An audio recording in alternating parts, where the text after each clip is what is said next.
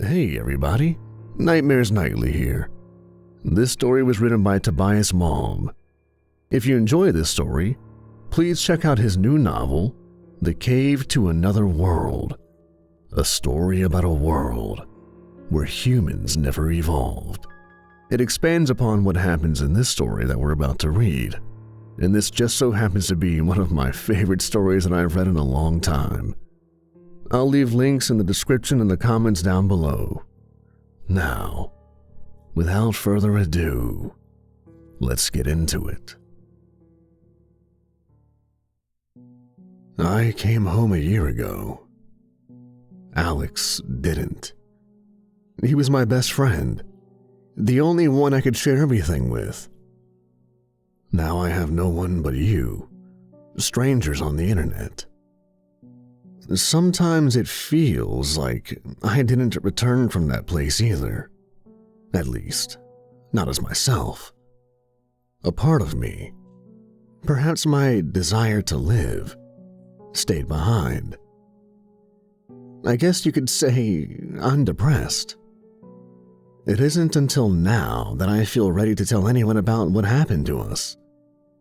We went through something so unfathomable that it's difficult for me to put it into words, but I'll do my best. Back when it happened, almost 2 years ago, my best friend and I were both studying anthropology in France, and we were both avid cave explorers. During summer break, we had explored the most famous cave systems in France and studied all the well-known cave paintings and remains from the Neolithic era. We both lived for this, so it was a no-brainer for both of us to spend our summer break doing the same kind of thing as we did at the university. We had followed established guidelines, but the last week before we returned to our university town, we decided to explore Rigordo in search of caves that hadn't been discovered yet. This was a bit irresponsible, since none of us were experienced enough for such an undertaking, but we were both thrill seekers. And even though we didn't believe we would find anything, the search itself was exciting enough for us to keep going. However, we did find something. It was Alex who saw it at first. He yelled at me from where he was doing his business. "Hey Lester, come check this out." "What is it? You want me to see a pee?" I laughed at the thought of it. "No, man, I think I found something." I got up from the rock I was sitting on and walked over to him. "So, what did you find?" Look at the boulder next to the cliff. Do you see it?" I did see it. There was a small entrance behind it. "No way," I said. But then I collected myself so that I wouldn't get too excited. "Do you think it's possible? Do you think it might lead to a larger cave?" "I don't know. There's only one way to find out, right?" "I guess," I said, feeling my heart rate increase. It could be nothing. I find it hard to believe that no one would have discovered a cave system in this area. We aren't that far away from the main road. It's so small. It's easy to imagine it could have been missed. Anyway, shut up and help me move this boulder." We had to use all of our strength and some of our equipment to push it aside. We crouched down and looked inside the entrance. I expected it to be nothing more than a small recess, but it was deep. "Hello?" Alex yelled into the hole in the cliff, and the echo slowly faded away somewhere far inside the bedrock. We debated what to do next, but the excitement in our voices made it clear we had already decided. The responsible thing to do would have been to report our findings and let professionals map out the cave, but we weren't going to just hand over a finding like this to someone else. Instead, we put on our gear. We crawled our way inside of the cave. Had we been just a tad bit bigger, we would have never fit. That's how small the opening was. I didn't suffer from claustrophobia. If I did, I wouldn't have been a cave explorer. But I didn't enjoy small passages like this. The thought of getting stuck still made me cringe.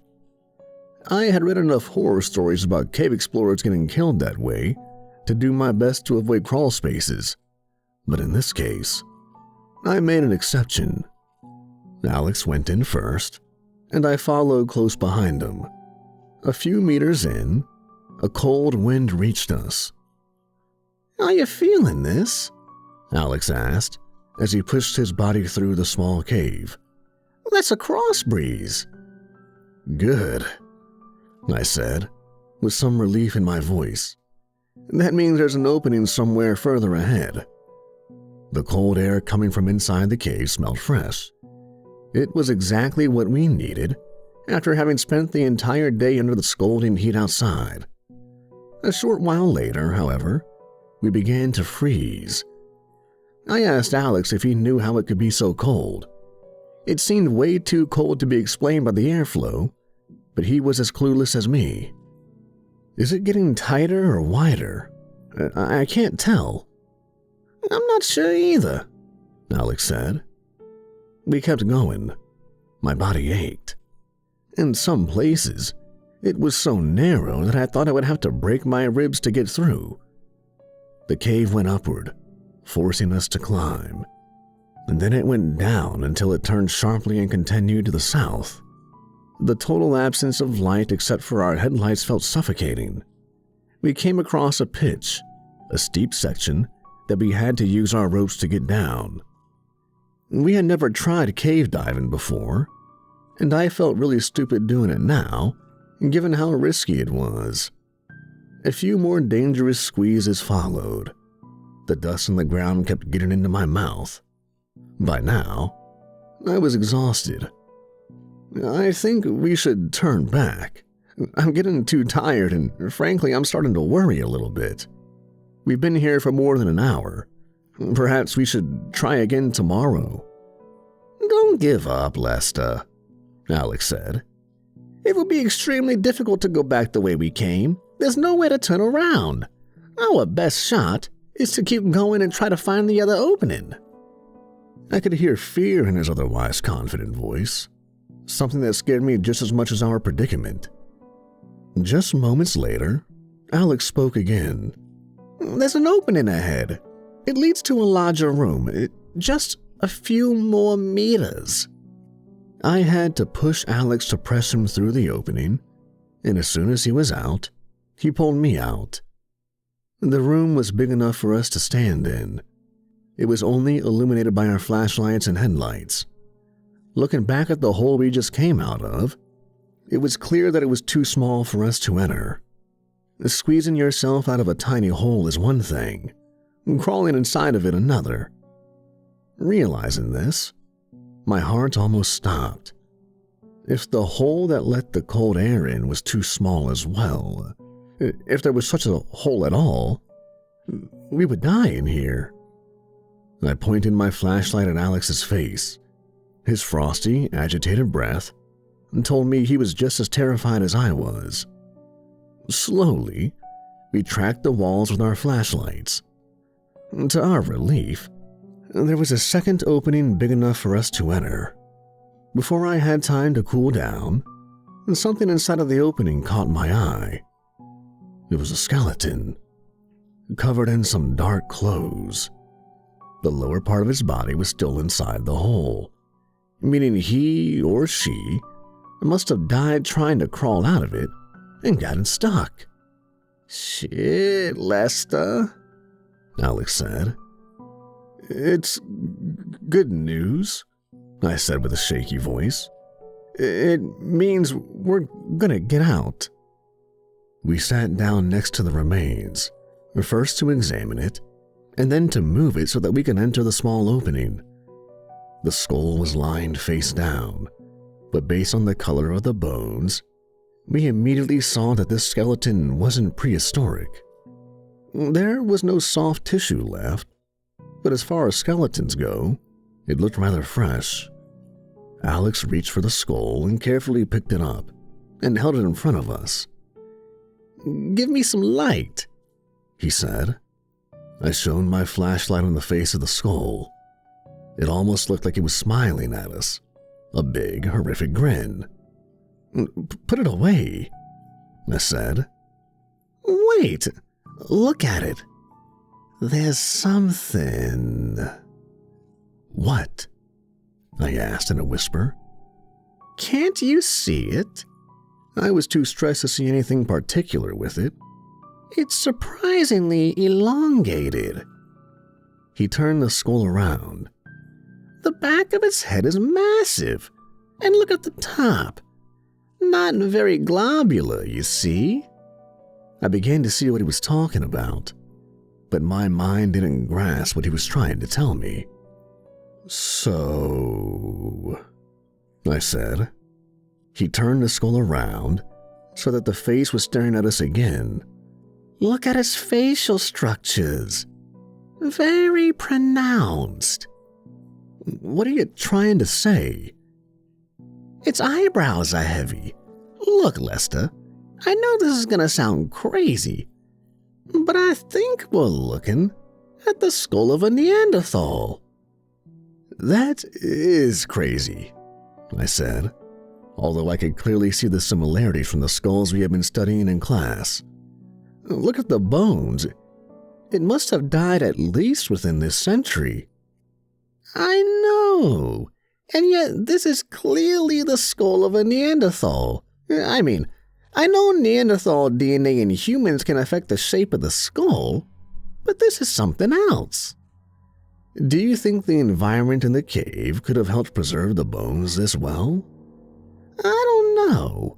That would be pretty crazy as well, but I can't think of any explanation right now that wouldn't be completely bonkers." With a mixture of fear, confusion, and excitement, we decided to carefully move the remains away from the opening and leave the cave so that we could report our findings to the university. This passage was larger and we could make our way through it with ease. The worry disappeared from our voices as we crawled, and the excitement over what we had found took over. We did fear what the faculty would say about our amateurish expedition, but surely our discovery would compensate for our foolishness to some degree. We saw the light at the end of the cave, but strangely enough, it was cold. Alex got out first. "Something is wrong," he said as I exited the cave. I saw what he meant. There were patches of snow in the grass. This was in late August, and it had been one of the warmest summers in recent memory. Dumbfounded, we looked around, trying to figure out what was going on. In front of us, there was a set of large boulders obscuring the view. We slowly walked past them and entered the forest. It seemed thicker than before. "How much time did we spend in that cave?" Alex asked, trying to make it sound like a joke, although he was obviously frightened. "It's winter, or it's early spring at least." I looked up at the sun. It filtered behind a cover of clouds. The sun is where it's supposed to be. Whatever's going on, this is the same day. I reached for my phone. The time and date were as expected, but there was no reception or internet connection. We tried to walk around the cliff we had come out of in an attempt to find our camp, but on the other side, there was nothing to be found. The disorientation I felt trying to comprehend what was happening almost gave me a panic attack, but there wasn't any time to panic. A gunshot echoed through the forest. 2 more followed. We decided to walk towards the sounds in the hopes to find someone to talk to. However, we moved slowly so that we would see them before they saw us. We came to a small hill. The sounds of voices came from the other side of it, but we couldn't hear what they were saying. We climbed up on the hill, lay down on top of it, and peeked down. On the ground beneath us, there was a large dead animal covered in thick fur. "That's..." Alex began. "That's a mammoth," I continued. A group of people holding rifles stood around the dead animal. 4 of them were smoking, as far as I could see. They were covered in black clothes, similar to the ones we had found in the cave, and they all had hoods on them, which made it difficult to see their faces. They didn't speak any language we had ever heard before. It reminded us of a Khoisan language, but instead of the clicking sounds for those languages, it sounded like knocking sounds coming from the bottom of their throats. Both Alex and I had the same impossible thought, that they belonged to the same species as the individual we had found in the cave. One of them blew a whistle. It didn't make any sound that we could hear, but a minute later, 4 large animals came out of the woods. "What are those?" I whispered. They were big as grizzly bears, but had wolf-like faces. Some of them began barking. I think they're dogs," Alex said. "Have you ever seen dogs like that before?" "Look around you, Lester." Alex paused, as to think of the best way to explain it to my frantic mind. "Don't you get it? I know it's fucking insane, but just consider what all of this is pointing to. Those people aren't humans, man." "What are you on about?" I said, trying to deny his conclusion to the bitter end. "Are you really saying they have a language, and going by the way they're moving their hands, parts of it are sign language?" Alex was way ahead of me already. "Are you suggesting we've traveled back to the Neolithic age?"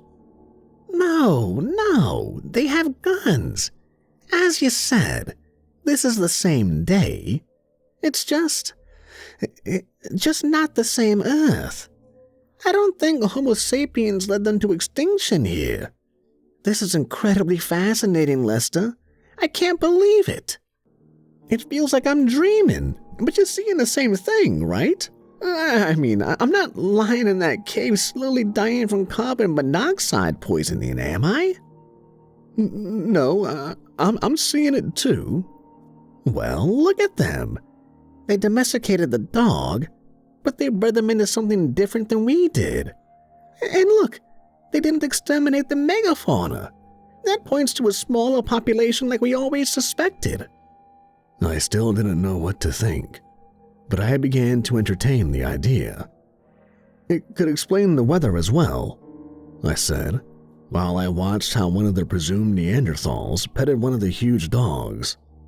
A smaller population of hominids 40,000 years ago would have meant a much smaller amount of carbon dioxide in the atmosphere, and something growled behind us, and then it barked.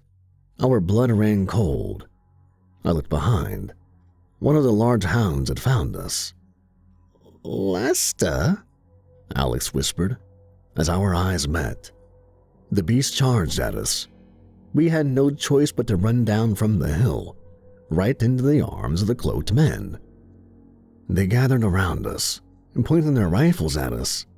They were huge, much larger than a typical man, or rather, than a human. Their knocking sounds, coming from deep inside their throats, was mixed in with deep sounds that didn't resemble any language I had ever heard.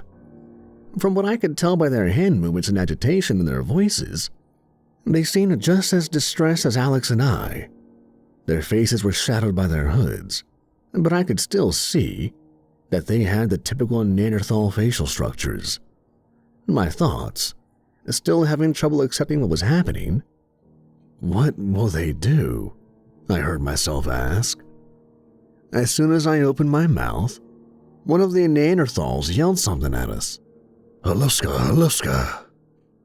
We both interpreted it as something similar to hands up, and fell on our knees and raised our hands. "It all depends on what happened to Homo sapiens in this world," Alex whispered. "If they see our species as mortal enemies, we might be doomed. But if we died out thousands of years ago, they'll probably want to keep us alive." The man that had yelled lit what looked like a mixture between a cigarette and a cigar with a large match. I tried to assess their level of technology. The rifles, clearly made for hunting, didn't have scopes, only iron sights. My first thought was that this indicated a lower technological level than the one we had at home. But then I realized that it might rather be a result of their larger eyes and areas of the brain devoted to vision. Maybe they simply didn't need scopes because of their superior sight. They talked for some time, and then one of them went away for a while and came back with some ropes that they used to tie our hands behind our backs. They didn't intend on killing us. Not right away, anyway. They led us away, seemingly abandoning the animal that they had just killed. Maybe finding us was more valuable to them. "They've invented the combustion engine," Alex exclaimed. He was right. A vehicle stood on a dirt road in front of us. It had 8 wheels, 6 at the back and 2 in the front, and resembled a diesel locomotive more than a truck. It was completely black, just like their clothes. They opened the back doors and pushed us inside the storage space. There was a smell of dead animals and gasoline. We were placed next to each other on a bench attached to the wall, and 2 of the Neanderthals sat down right in front of us, looking at us constantly. The only light came from 2 small windows on the back door. The truck began to move. "I wonder what they'll think about our cell phones," Alex said. The Neanderthals each lit one of those big cigarettes, and the glow from them lit up their strong faces. One of them had green eyes. "They're smoking a lot," Alex whispered. "Research shows that Neanderthal DNA may account for nicotine addiction." "Yeah, and depression. You think they're depressed?" Alex smiled, but the fear in his eyes didn't go away. We couldn't see anything outside, except that the sun was setting, but we felt the bumps in the road as the trucks drove forward at a pretty high speed. After some time, the road became smooth. Had we reached a highway? It was hard to tell. We couldn't hear any other vehicles outside. Wherever we were going, it was far away. We didn't stop until 3 or 4 hours later. It must have been in the middle of the night, but we didn't get to see the night sky. When the back doors were opened, we stepped out inside of a large garage. There were a lot of black vehicles parked under the high ceilings, but none of them looked like the ones we had come with. These vehicles were smaller, like cars, all black. I guessed that this place wasn't where they usually went. The architecture was similar to Soviet-era brutalism and was as devoid of colors as everything else in this place. After what we had already seen, I wasn't surprised to discover that they had mastered electricity. But they didn't use fluorescent lights, as in a modern garage, but rather pretty dim, but still large lamps hanging from the ceiling. Again, I came to think of their better vision. One of the hunters used a radio attached to the dashboard of the truck. After half an hour or so, a small door opened, the sound of it echoing through the garage. 3 people, a bit smaller, walked out of it. The group that had captured us pushed us in our backs so that we would straighten them. This seemed to be important to them, as they did it to themselves as well. The new people didn't wear the same clothes as our capturers. They still covered their faces, not with hoods, but with thin black veils. As they got closer to us, I could tell that they were women. They looked at Alex and I, obviously fascinated. One of them picked up what looked like a walkie-talkie and said something to it without taking her eyes off of us. And carefully, her colleagues reached out and knocked on my helmet that I was still wearing. We must have looked completely alien to them in our colorful gear and equipment. Although the women were smaller than the men, they were still much stronger than us. One of them led the men to another door, perhaps for questioning, and the other 2, holding what looked like electric batons, took me and Alex back to the door they had exited. We stepped into an elevator. Unlike the elevators we were used to, this one was merely a platform. My clothes scraped against the concrete walls of the shaft as we went up. Looking up, I could tell the building was tall. One of the women controlled the elevator with a lever, rather than just pressing a button. It was all clunky and cumbersome, but remarkably effective. They took us to a small room, similar to an interrogation room, and had us sit down in 2 large chairs. A commotion took place outside of the room. People were running back and forth, talking to each other and into their radios. This scenario was nothing they had planned for. Different women entered the room from time to time. Some of them tried to talk to us. Some just wanted to take a look. We sat in this room for hours. After that, 2 male guards took us to another room. It looked like a locker room that had been cleared out for our sake. They seized our belongings. Alex took his helmet off and gave it to the woman who had knocked on it, and then he carefully turned on the headlight to show her how it worked. They didn't seem too surprised by it. Most likely they had similar devices. The colorful plastic interested them much more, which I took as a sign that their technological level was maybe 100 or 50 years behind ours. "Plastic?" Alex said, without being understood. They stripped off our clothes and pointed at a couple of showers in the middle of the room. We placed ourselves there, and one of the guards turned on the water. It was too cold, but overall, they didn't seem to want to cause us any pain. After the shower, we were given a pair of yellow overalls to wear. In the next room, this one looked like a classroom, we were brought to the desk at the front. A group of women, wearing protective masks, had put our smartphones on the desk. Alex took his phone and unlocked it. This was the first time these people would see our level of technology. "If they see this," he said to me, "if they see how advanced we are compared to them, they'll let us live." He tried to be as pedagogical as he could, showing them the display as he pressed on the different apps. Of course, there wasn't any internet connection, so he couldn't show them anything online. But their eyes were transfixed on the colorful display. The males, who didn't seem to be allowed to do anything else but stand guard, peeked down at the display in wonder. Alex smiled at the attention, almost as if he was proud. But I felt severely uneasy. He opened his gallery and showed them a video he had taken at a large climate change protest he had attended in New York. The Neanderthals' fascination turned into worry as they watched the skyscrapers and the hundreds of thousands of people marching down the streets.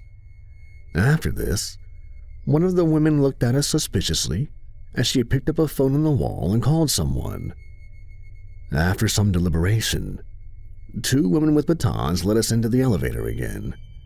This time, we stopped at the last floor, maybe 200 meters above the surface. They took us through a corridor with what looked like office doors to the side. To my disappointment, there were no windows. A few other women stepped out of their offices and looked at us as we passed, equally mesmerized as they were scared. At the end of the hallway, there was a door that led into a room of greater importance than the other rooms. There was some text next to the door. I couldn't tell if the characters were phonetic or logographic, but at least they didn't look like hieroglyphs. One of the women pressed a button in the middle of the door. It didn't make any sound, but was probably some sort of doorbell. While we waited for the door to open, a faint alarm could be heard from somewhere nearby, probably outside. And 1 minute later, the building began to shake a little. I looked at Alex, who looked back at me, but it didn't seem to faze the Neanderthals. The door opened automatically. We were pushed inside the room. It was big, just like everything else. A black carpet, the skin of some animal, covered the floor, and a heavy desk stood in front of us. Behind it, another woman was sitting. Unlike the others, she didn't cover her face. Her hair was red and her eyes were blue.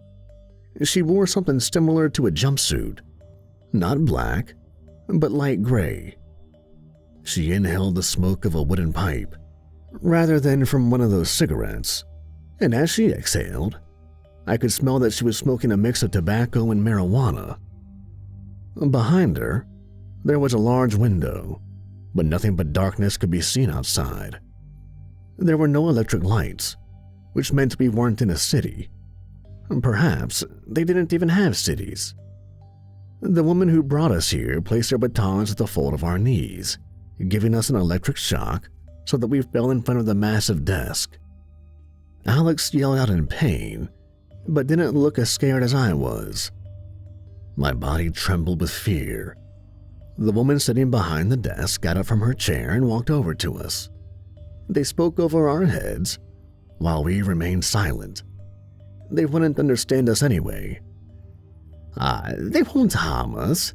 We're too valuable for them, Alex said. I don't want to be locked up in a laboratory. We'll find a way, Alex began, but was interrupted by the woman that seemed to be in charge. She gestured toward us in a way that made it clear she wanted us to stand up. Alex got up, but for some reason, I couldn't move. One of the women grabbed my arm and more or less lifted me up on my feet in one swift moment. Their commander, or whatever she was to them, said something. The context didn't allow us to figure out what it was, other than maybe a question.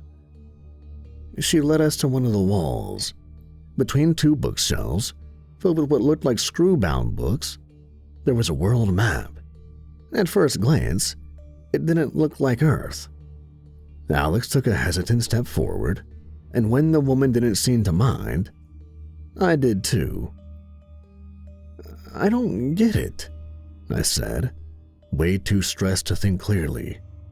The woman said something to us again, but this time, it sounded more like a command. She probably wanted to know where we came from. Alex put his finger on the map. This is Africa, he said. It wasn't until he said it that I saw it. The first map had a completely different orientation. Firstly, it was a south-up map, meaning upside down from our perspective. Secondly, it was a little bit off-center, putting Central Europe right in the middle. And thirdly, the size of the land masses were displayed a bit differently. Since we couldn't explain where we came from, Alex tried to give the woman the location of our species' origin instead. And by the look of her face, she didn't seem to believe us. Still, she let us study the map while she studied us. Look, Alex said, there are no borders. They don't have countries. But what about these pictograms? Small black skulls, displayed from the side, were spread out all over the map. Dotted circles of different sizes surrounded them. Are they some kind of dead zones? You're anthropomorphizing. I don't think they symbolize death here, but rather themselves. Maybe they're cities or some kind of city-states. And look there. He pointed at what would have been Russia in our world. Those skulls are red and... Wow, they're different, you see? What does it mean? Are you suggesting? I asked. Denisovans. It makes sense if you think about it. With a smaller population, the Neanderthals never drove the other hominid species to extinction. This is unreal. Alex's fascination overshadowed all of his fear. Look, there's a red line going alongside the Ural Mountains, and behind it, the Denisovans live. All the way to Australia. But look here, Alex said without listening to me. He placed his finger at Indonesia. This blue region, the skulls are different too. Can you see it? Homo floresiensis, I whispered. You bet. The black skulls, the Neanderthals, dominated Europe, Africa, and most of the New World, while the Denisovans seemed to rule Asia and some parts of the west side of South America, together with the small area dominated by Homo floresiensis. The ice caps were, as expected, larger than in our world, but it didn't seem to prevent the Neanderthals from living close to the North Pole. They even had cities in Greenland, although their total amount of cities was smaller than the amount in most countries in our world. The woman, watching us carefully while we inspected the map, took a puff of her pipe and blew the smoke in our faces. Then she returned to her desk and picked up what looked like a mouthpiece and made a call with the device it was connected to. She spoke aggressively to the person at the other end of the call. The alarm from outside that we had heard earlier, it sounded like a mechanical Swedish cow horn, came back again. This time it sounded louder, probably because we stood so close to a window.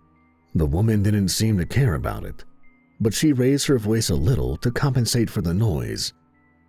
Some electric lights turned on outside, but they didn't reveal much. About a minute or two later, huge flames erupted a couple of 100 meters away, and a few seconds later, a rumble reached us. A rocket! Alex exclaimed. We couldn't see the body of it in the darkness, but the flame beneath it indicated a launch. The question is it headed for space or the Denisovans?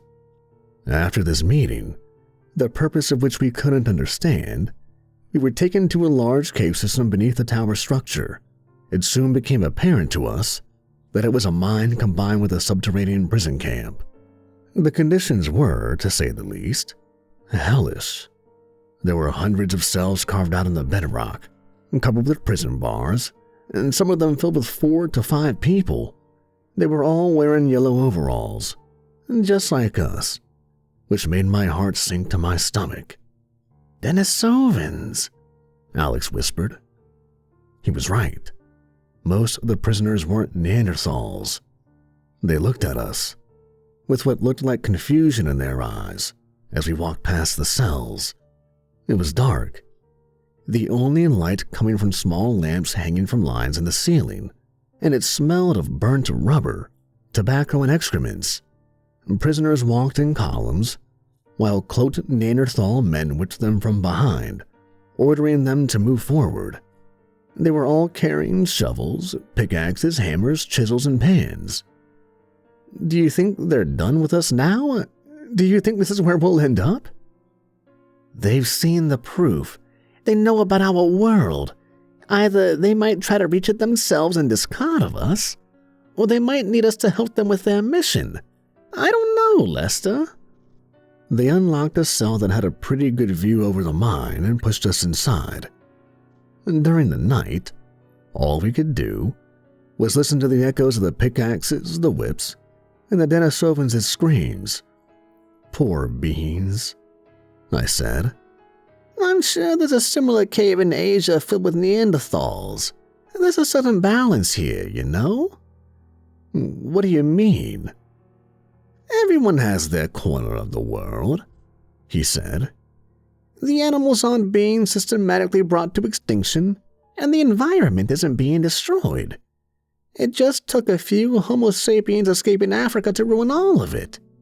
We spread like a wildfire. What happened to us here? I mean, to our species? I don't know. Perhaps we never evolved, Alex said. We talked about this the entire night, until a prison guard came by with some water and food. The food resembled porridge and had no meat in it aside from a few larvae.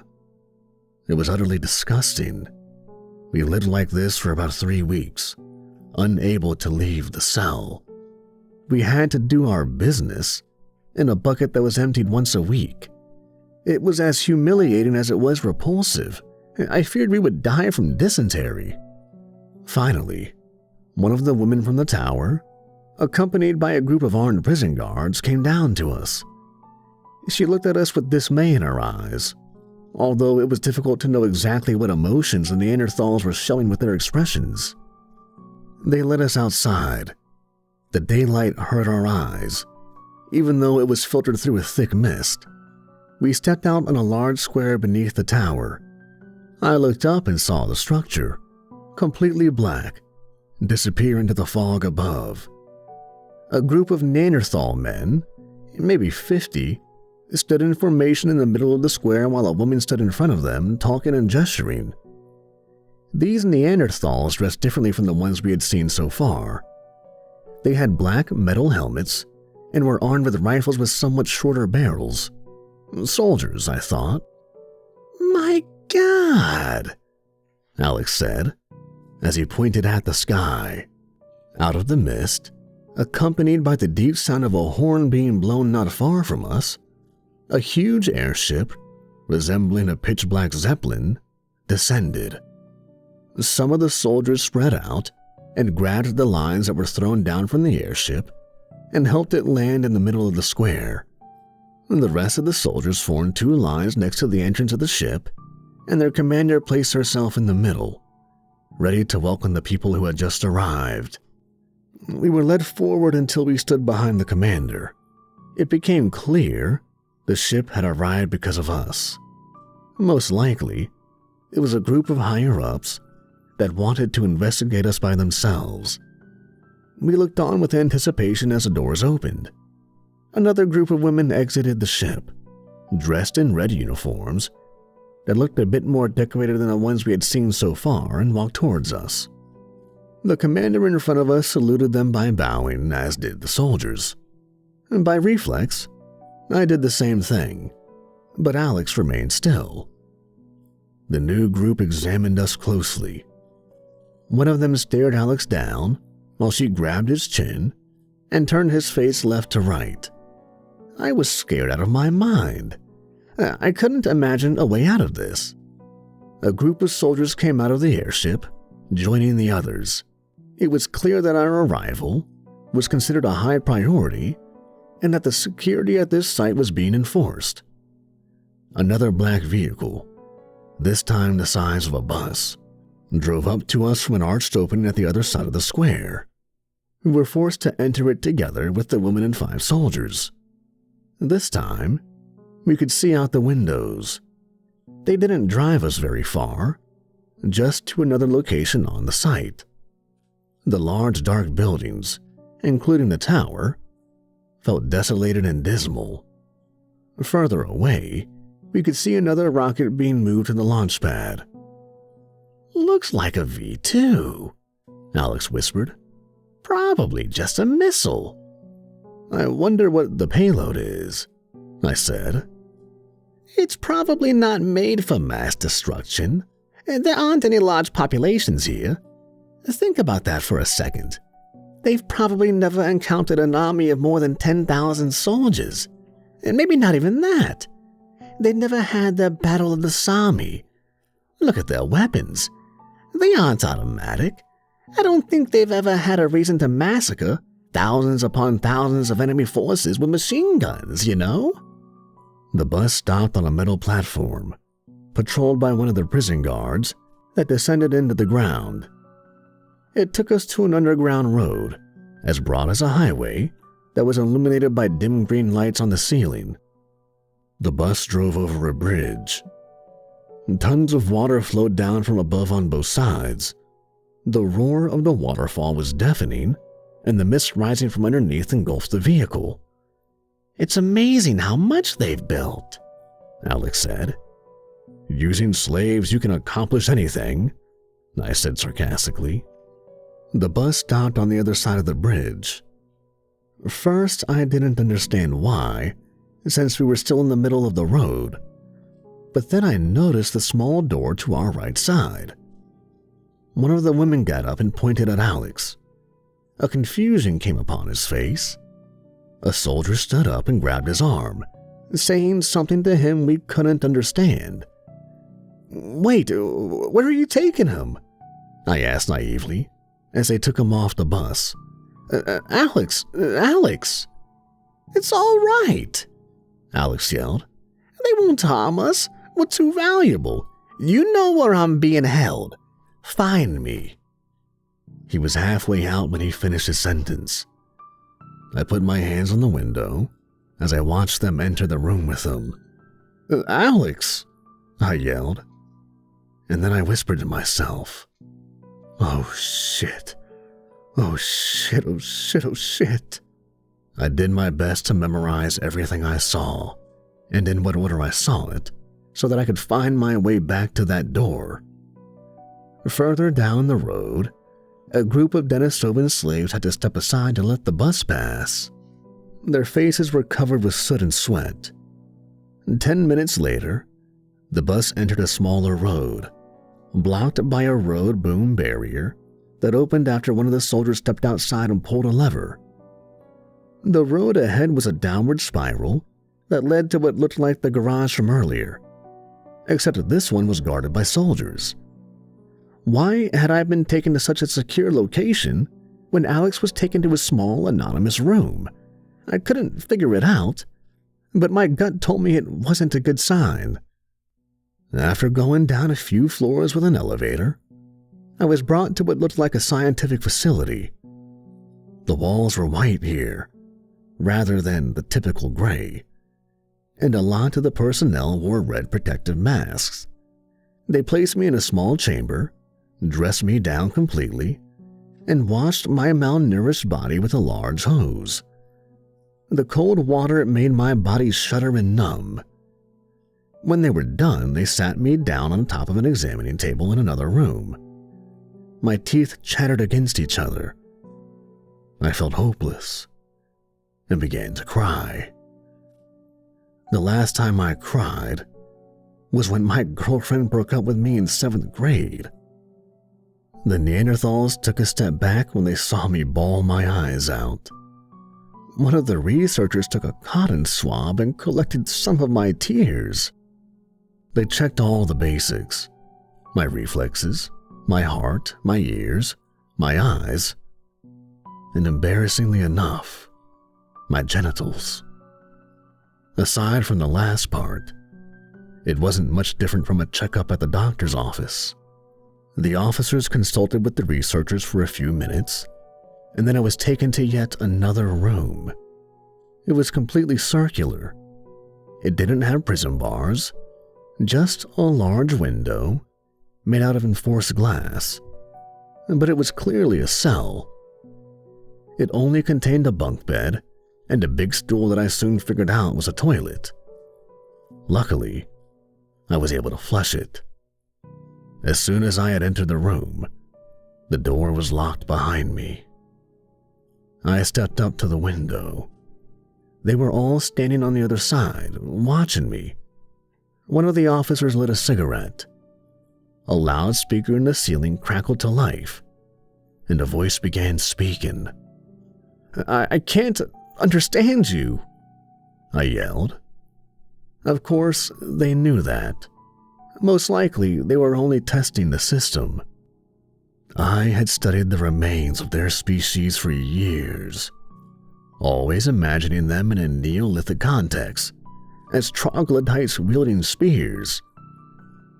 Now, as they looked down on my naked body, dressed in their fancy uniforms, the tables had turned. Here, I was the prehistoric caveman, reappearing from a long, forgotten past.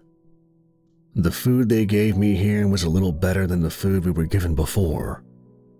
It was mostly vegetarian, although sometimes it contained meat, perhaps mammoth, but I didn't like it that much. It was, according to my standards, undercooked. I was kept inside of this room for a long time, constantly monitored. Every day followed the same routine. First, they tested my physical durability and strength, trying to determine my limits. Then they tested my cognition with different kinds of problem-solving tests, similar to standard IQ tests. And lastly, They interrogated me with different methods. The most successful way to communicate was by drawing. I wasn't a very skilled painter, but I was still able to explain certain basic concepts. I did try to learn as much as I could about their language during this time, though. I was even given a lexicon, but it was extremely difficult. I couldn't understand more than a few words, signs, and names. I had some success in translating their numerical system. The main difference was that they didn't use the decimal system, but the duodecimal system. Their objectives with communicating with me seemed to be to understand the technology we had brought with us and where we had come from. They always gave me our phones, both mine and Alex's, and instructed me to explain. Their batteries had died, which they seemed to understand, but they didn't believe me when I claimed to be ignorant about how to charge them up again. I did, however, draw communication satellites orbiting a globe, and although that was beyond their current level of technology, the idea didn't seem completely alien to them.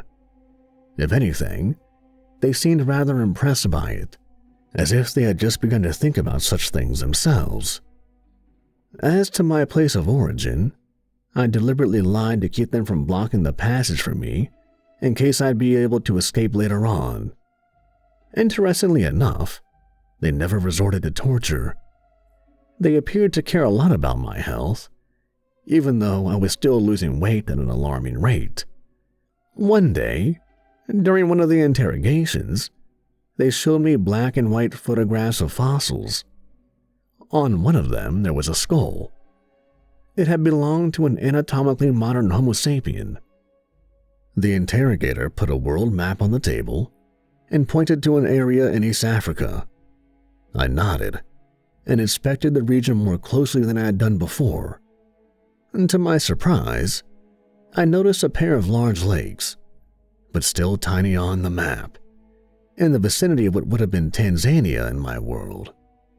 First, I didn't think much of it, but after I returned to my room later, I thought about them a great deal. They didn't belong there. I couldn't be entirely sure, because I didn't have a perfect picture of the world map in my head, but I became more or less convinced that those lakes weren't a part of my world. And perhaps, I thought, they were the point of divergence. Maybe they were craters.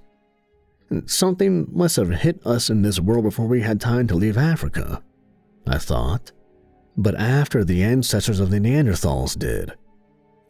I opened my eyes and said out loud, "My God, we went extinct." After a month or two, I hadn't learned how their calendar worked, so I'm not sure what unit of time they would have used. The doors opened in the middle of the night. I could see the silhouettes of the researchers and officers on the other side of the window. A red light lit them from behind, and the shadow of cigarette smoke rose to the ceiling. A small, dark figure entered the room. A loud voice came from the speakers. It wasn't speaking to me, but to the figure that had just come inside my room. My heartbeat went into overdrive, and I thought it was going to burst out of my chest. I hid under my covers. As the figure stepped into the red light coming from the window, I saw that it was a girl. Given how much smaller she was compared to the other women, and how youthful she looked, it became clear to me that she was a teenager, not older than 16 years old.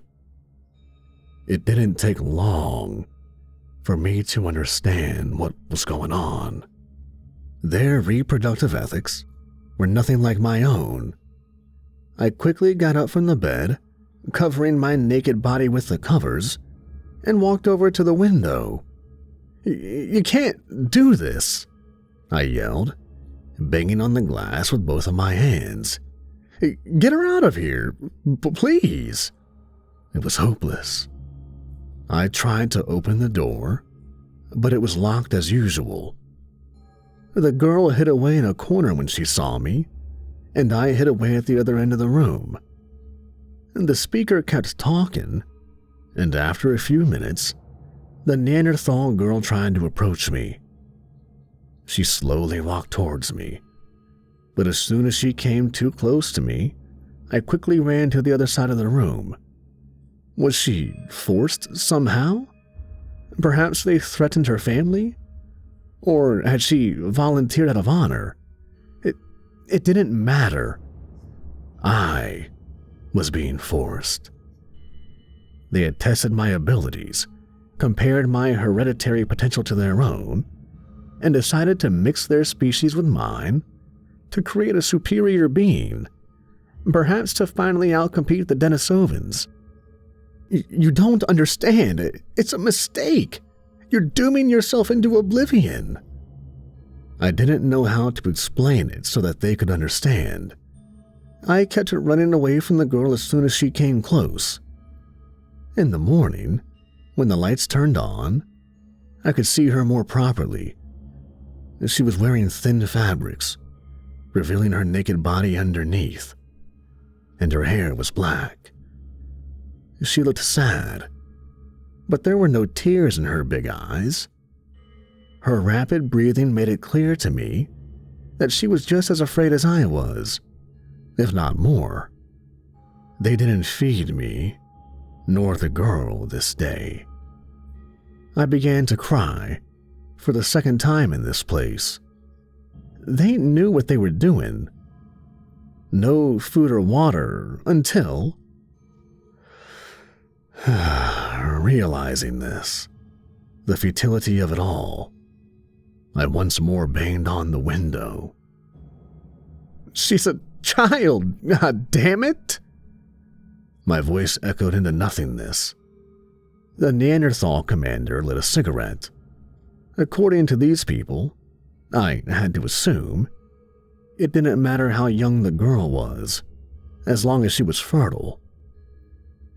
I refused for 3 days, but the girl and I were dying of thirst. Most likely, they wouldn't let me die, but I was pretty sure they would sacrifice her.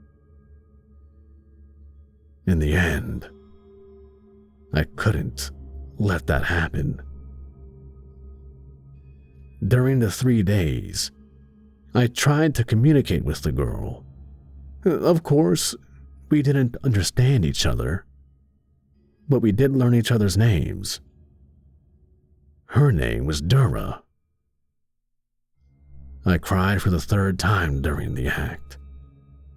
I shut my eyes and tried to imagine someone else. But, of course, there wasn't any pleasure. All I felt was anger toward my captors that silently watched us. On the 4th day, they came inside and got the girl. I tried to tell her I was sorry, and although she didn't understand my words, I think she understood. The next day, I was given a pretty substantial meal. This time, they even added fruits. They looked alien to me, but I wasn't surprised by that. Most fruits I was used to had been domesticated and cultivated for millennia by humans. It was natural for another hominid species to do it differently than us. There was a bitter taste to most of the fruits, but it was still an improvement to what I had been given so far. Several months passed. I did my best to forget about Dura, constantly trying to convince myself that I didn't have a choice. The endless examinations and interrogations continued. From time to time, new officers and researchers arrived to pick my mind. I always complied. Occasionally, I tried to ask them about the whereabouts of Alex, but without success. Each time they took me to the examination room, I tried to find weaknesses in their security. I counted the guards, the doors, and tried to come up with a plan to escape. But in my weakened condition, and given their superior physical strength, I didn't have a chance. I slowly gave up, crying myself to sleep every night. But one of those nights, everything changed. I was awakened by the sound of a gunshot. Someone screamed, and then there was another gunshot. Everything went silent for a minute. I sat up and tried to listen. Nothing. All I heard was my frozen breath. Then the door to my room opened. A heavily cloaked and veiled figure appeared. "Who's there?" I asked. The figure grabbed my arm. I tried to fight it off, but then I saw who it was. It was Dora. She wanted me to come with her. Although I was confused about what was going on, my instinct immediately told me to take this opportunity. I covered my body with the bedclothes and followed her down the corridor. She was wearing one of the soldiers' guns. I had no idea how she had got her hands on it, but given the circumstances, it was clear to me that she had escaped somehow. A researcher, shot to death, lay in a pool of blood on the floor. Dura was quick. Although I could only see her eyes under her hood, I could tell she was determined and that her life depended on her success in this attempt. As to why she had chosen to save me, if that was what she was doing, I had no idea. She had stolen some kind of card and opened door after door. She stopped and signaled me to do the same. Around the corner, I could hear radio chatter. Dura shut her eyes for a few seconds, then she loaded the rifle in a swift motion and stepped around the corner and pulled the trigger. Shit, I whispered to myself as I followed Dura around the corner. The guard was shot in the head, right between the eyes, and blocked the door to the elevator that had brought me to this place. She picked up the rifle and checked if it was loaded and gave it to me without hesitation. It was heavy, but that might just have been because of my weakened condition. As soon as Dura pulled the lever to the elevator, an alarm sounded and red light filled the corridor. Her escape must have been reported now. Just before the platform descended, a group of guards came running towards us. Luckily, this elevator had a roof which made it impossible for them to shoot down at us from above. Dora reloaded her rifle again, and when she approached the bottom floor, the garage, she sat down and pointed the rifle in front of her. She gestured towards me, seemingly telling me to sit down behind her. I was too afraid or too frantic to use the rifle in my hand, and I just covered behind her. The alarm echoed through the garage. 4 guards waited for us a few meters away. Dura immediately shot one of them and ran to the right. I followed. The other 3 guards yelled and began chasing us. They both fired upon us, but missed, or perhaps more likely, chose not to hit me because they wanted me alive. I turned around and fired my rifle holding it to my belly, hitting one of the guards in the leg. It was pure luck. I hadn't aimed at all. Dura stopped next to one of the cars, shot the door handle with her rifle, and entered it. I sat down next to her. I could see more guards exit the elevator. However, as Dura drove off, ramming the road barrier, the guards didn't try to come after us. I hyperventilated as Dura sped up to almost 100 miles per hour. The engine rumbled and roared like an angry beast. She steered to the side, and half a second later, a group of Denisovan slaves swished past us. They were walking in the middle of the road. Next, I saw the door to the room where they had taken Alex. I yelled for Dura to stop, and pointing at the side of the tunnel. She looked at me confused. We didn't have any time to stop. I felt like I betrayed my friend, but I didn't have a choice. Most likely, I thought, they had taken him somewhere else by now anyway. We came upon the bridge from earlier. The sound of the falling water drowned the sound of the raging engine of the car. Dura hit the brakes hard. I almost flew through the windshield. We spun out of control on the wet, slippery road, and then in an instant, came to a full stop. Dura stepped out on the road. I didn't understand what was happening until I got out. The water vapor formed such a thick mist around us that it was difficult to breathe, and behind all that mist, on the other side of the bridge, I saw it, a barricade that had been set up to stop us. She stood in front of me, her rifle on her shoulder, and stared at the shadows behind the mist. We couldn't go back from where we had come. I had no idea how we would get out of this situation.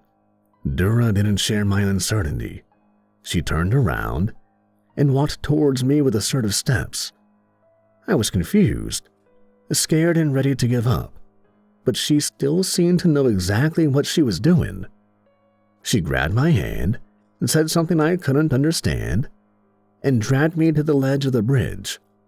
Without hesitation, she climbed up on it. I looked around. The cars on the other end of the bridge started their engines. They knew what was going on, and so did I, even though I didn't want to believe it. I climbed up next to Dura. I took her small hand in my own and looked her in the eyes. And then we jumped. We resurfaced inside of a warm underground pool. I climbed out of the water and helped Dura, who couldn't swim with all of her thick clothes, on shore. She still had her rifle, but I had lost mine. A blue, ultraviolet light shone down on us from the ceiling. I froze in my place as I looked around. The room, reminiscent of a Turkish bath, was filled with naked Neanderthal women. They laid spread out on carved rocks or floated around on their backs in the water, smoking long pipes. After a few seconds, I noticed that they didn't seem to care about us. They were high out of their minds from whatever they were smoking. An opium den, I said to myself in disbelief. Dura, now limping on her left leg, began walking. One of the women grabbed her leg with a weak grip. Dura pointed her rifle at her and pulled the trigger with no hesitation. But nothing happened. The ammunition must have been ruined under the water. She turned the rifle around and hit the woman in the head with it. No one reacted. There was a set of red clothes on the wall. She pointed at them. I put them on and covered my face. It wouldn't fool anyone for long, but maybe it would buy me a few extra seconds. We sneaked up a flight of stairs and entered an empty corridor. We turned the corner, just to find another empty corridor. Then we walked up another set of stairs and entered a third equally empty hallway. It was a maze. From time to time, we passed a few civilians or workers who weren't on duty. They didn't seem to know who we were. I had probably been kept a secret to everyone except a selected few. We stepped into a long hallway with armed guards at the other end. Both walls had rows of hollowed-out, barred alcoves filled with Denisovan prisoners, all of them yelling and wailing. From what I could tell, they had recently been captured, and their spirits weren't entirely broken yet. The guards shouted at us as soon as they saw us. One of them picked up his radio from his belt and yelled something into it. We tried going back, but stopped in our tracks as we heard more guards coming from that direction. Once again, we were trapped. The guards on the other end were joined by a group of soldiers that began walking through the hallway towards us. We didn't have anything to defend ourselves with. I was sure this was it, the end of our futile attempt at escaping. Dura, too short to reach it, pointed at what looked like a set of controls on the wall. At first I didn't react, not because it was difficult to understand, but because I was too stressed to think. Then she shouted at me. I snapped out of my paralysis and grabbed the biggest lever on the panel, but Dura kept trying to tell me something. I was doing it wrong somehow. I had to stop, look at the panel and think, an almost impossible task. Next to the lever, there were sets of metal switches. Without thinking about what they could be, I began flipping all of them in a frantic motion. Dura leaned her head against the wall and closed her eyes. It was time to pull the lever. Although all of this happened in less than a minute, it felt like an eternity. I thought the lever was stuck at first, but it was only because I was weaker than I had ever been before. The soldiers had started running towards us, and now even fired at me. They probably didn't follow their orders, given that they had avoided firing at me before, but rather acted out of fear of what I was doing. The bullets bounced off the walls next to my head. I screamed, grabbed the lever with my other hand as well, and used my body weight to pull it down. Clunk. It worked. I had no idea what would happen, but I didn't have to wait long to find out. The cells, represented by the switches, opened up, and the prisoners leached out and turned on their tormentors. In the chaos that followed, she took me by my hand and sneaked past everything.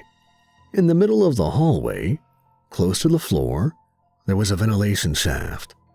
Dura grabbed a rifle from a soldier being attacked by a Denisovan and kicked open the shaft. We crawled inside. The echo from the screams faded away as we went forward. The air flowing through it was ice cold. After some time, we passed above a room where two researchers examined something on a large round table. I stopped and looked down the air vent. "Alex?" The researchers looked up at me. Their mouths were covered with surgical masks. My heart dropped to my feet. Alex's naked body was strapped to the table, like a macabre version of the Vitruvian Man. His head was missing. Dura, who crawled in front of me, gestured me to continue. I had no choice but to comply.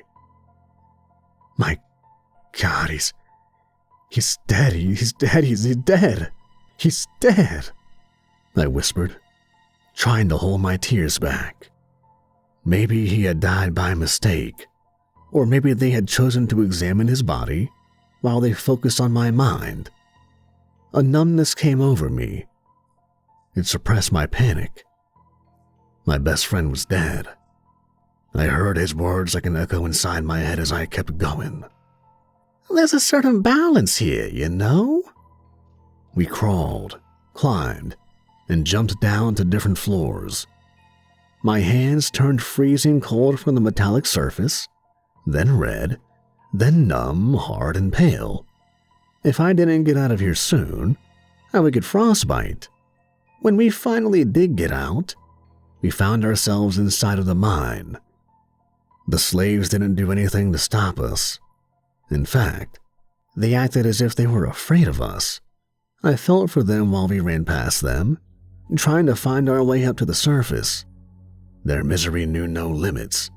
Their only crime was belonging to the wrong species, which apparently lay outside of the Neanderthal circle of empathy.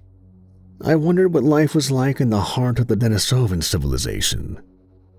The Neanderthal slave drivers, snapping with their long black whips, luckily didn't seem to have been informed about us. We walked on a narrow path. On our right, the miners were hacking away at the bedrock with their heavy pickaxes, and on our left, a deep cliff revealed a dark canyon that must have been carved out by miners for over a century or more. Slowly, our skin got covered in black grime. One breath felt like smoking an entire pack of cigarettes. On the other end of the chasm, armed soldiers, talking into their radios, shone light from flashlights in the face of everyone to see if it was us. Dura kept going, without any sign of giving up, but I couldn't tell if she knew where she was going. All I could tell was that we kept walking upward. After some time of this constant walking, she stopped. A deep rumbling noise followed, seemingly coming from the surface, and 1 second later, a few stalactites fell into the abyss from above. It was a rocket launch, I figured, meaning we were finally close to the surface now. Dura remained still for a moment, as if she were contemplating in what direction to go next. Then she said something to me and went on. We came to a couple of circular stairs. They were cramped and dark, but extending far up from the bottom. Slowly, while I kind of hunched behind her, she ascended the stairs. Somewhere in the middle, we heard some radio chatter a few meters further up. It felt like my heart stopped. I held my breath. She sat down and checked if her rifle was loaded. Then she pointed it in front of her. The soldier above us must have heard us as well, because he expected us when we came down. He pressed himself against the wall like a shadow. He shot first, but only by a fraction of a second. The sound of the guns was amplified in the staircase. I felt a sting of pain in my shoulder. I was hit. The soldier, with his large hand on his chest, fell down. I touched my shoulder. The bullet had gone right through it, piercing me. Strangely, the pain didn't bother me that much, but that was probably just due to the cold and my shock. For the second time since I arrived here, my eyes had to get used to daylight after being exposed to nothing more than dim lights for a long, long time. It looked like we had exited through an emergency exit that wasn't in much use. The tower lay maybe a mile away. This was closer to the launching pad. That was lucky. The area had been evacuated right before the latest launch.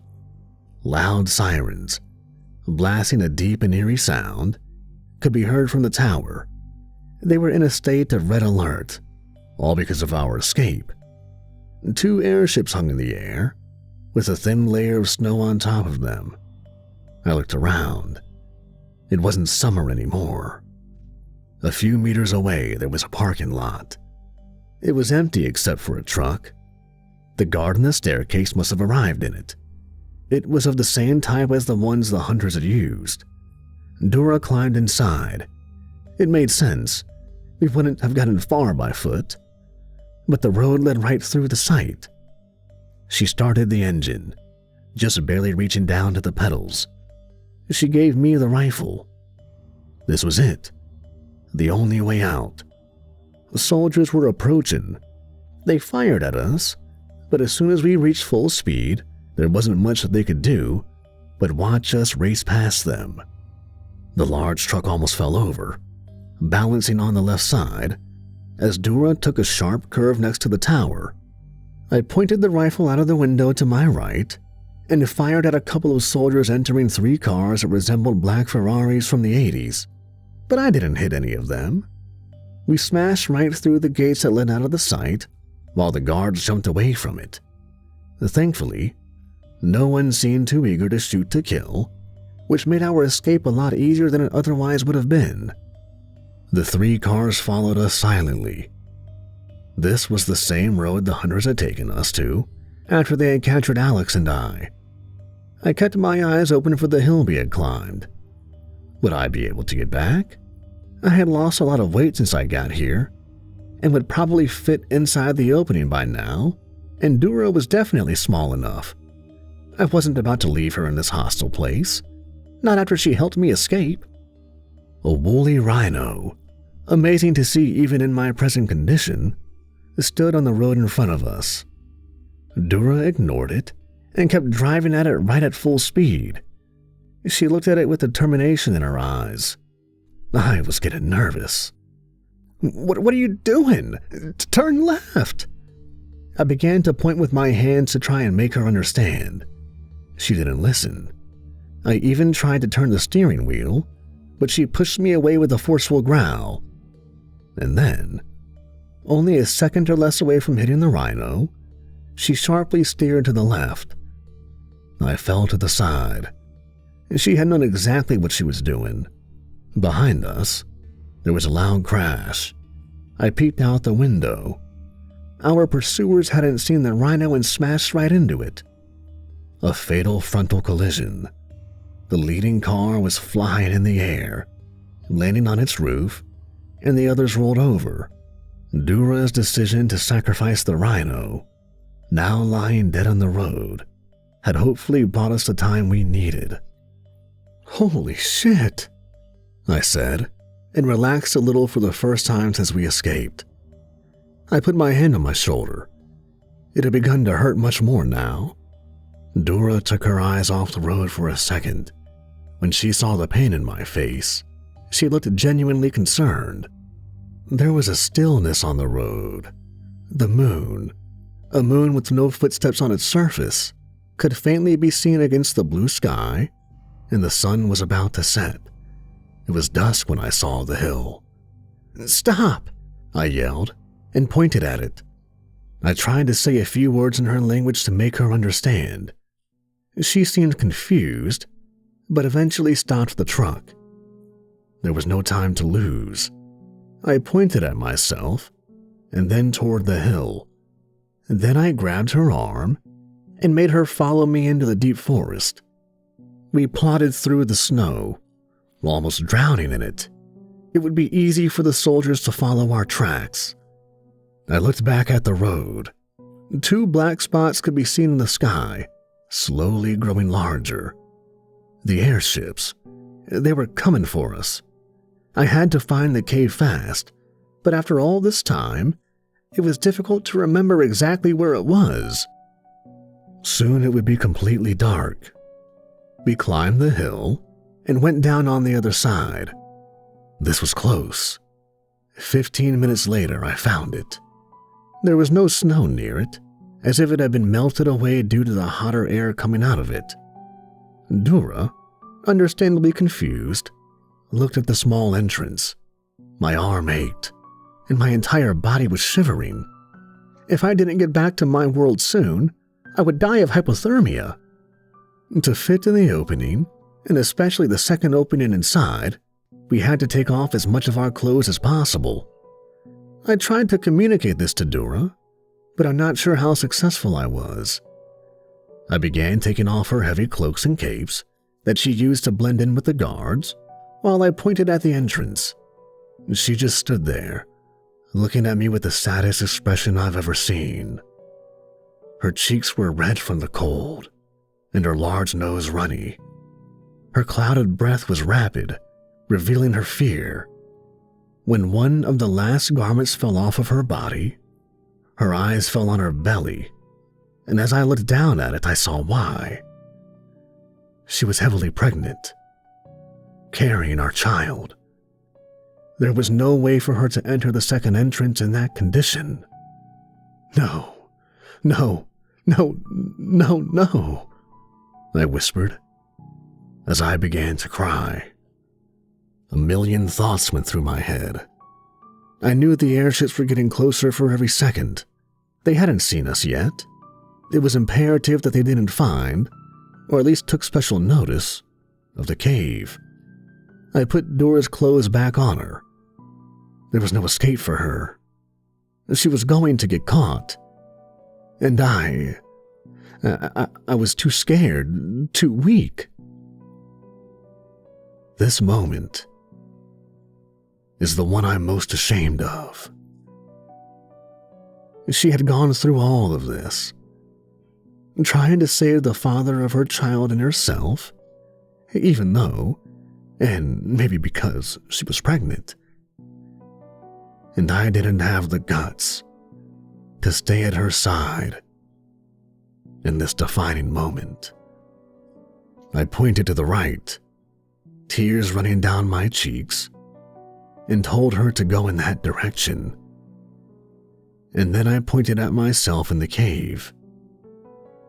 After that, I tried to make her understand that she couldn't tell the soldiers about it. I did this by using a few words in her language that I had learned, and by pointing at the cave, and then making the hush sign with my finger. There was no way for me to know if she understood what I meant. I could only hope. Perhaps she thought she would meet up with me on the other side of the cliff. I don't know. But after I yelled at her, she did as I said and walked away. Luckily, the lack of snow outside the cave meant we didn't leave any prints for the soldiers to discover. The only thing I heard as I crawled through the small passage with the echoes of my weeping.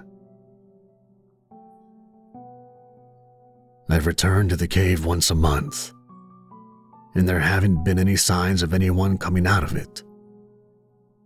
I've put a large boulder in front of the entrance that can't easily be moved from the inside, and I've leaned some heavy sticks against it to see if someone moves it. So far, it seems like Dura kept the cave a secret. Oh, Dura, by now, if she survived, my child is 1 year old. Not a day has gone by without me thinking about them. I regret my decision to return to my world without her. But during this year, I've been keeping myself busy. On the table behind me right now, there are a few things that were very difficult to get a hold of. A bunch of automatic rifles and semi-automatic pistols, and tons of ammo for them, grenades, a rocket launcher, and a lot more. I'm going back. And this time, I'll be ready. I'm going to show them the true nature of Homo sapiens. They won't know what hit them. I'll give them hell.